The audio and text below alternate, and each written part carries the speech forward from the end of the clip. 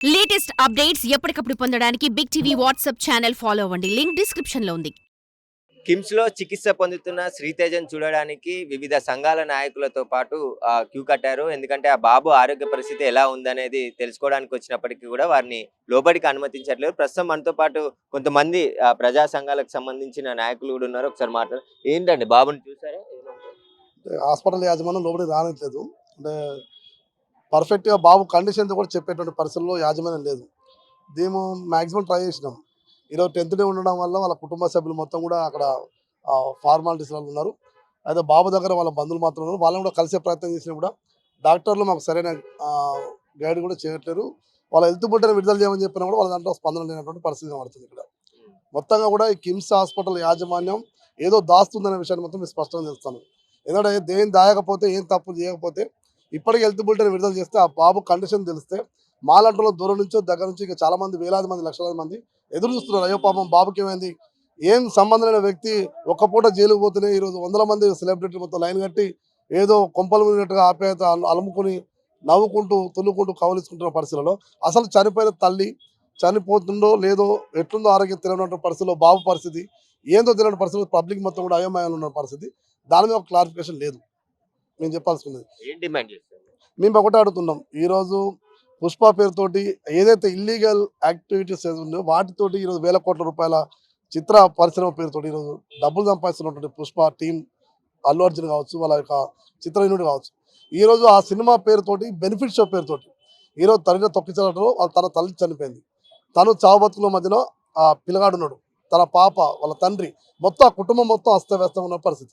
ఇప్పటివరకు కనీసం వాళ్ళ కుటుంబ సభ్యులు ఎవరు కూడా, అల్లు అర్జున్ కుటుంబ సభ్యులు ఎవరు కూడా వచ్చి చూసినటువంటి పరిస్థితి లేదు.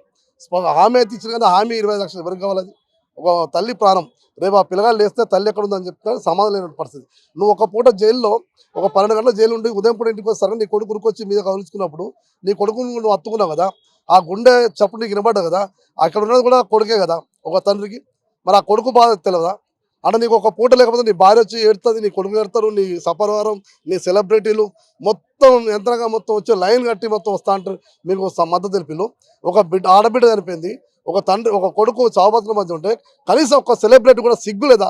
ట్విట్టర్లో కూడా అయ్యో శ్రద్ధాంజలి అని చెప్తాను కూడా ఒక సోయి లేదు. కానీ ఈరోజు అల్లు అర్జున్ కోసం క్యూ కడుతున్నటువంటి పరిస్థితి ఇది నిజం కూడా సిగ్గుమాల చర్య.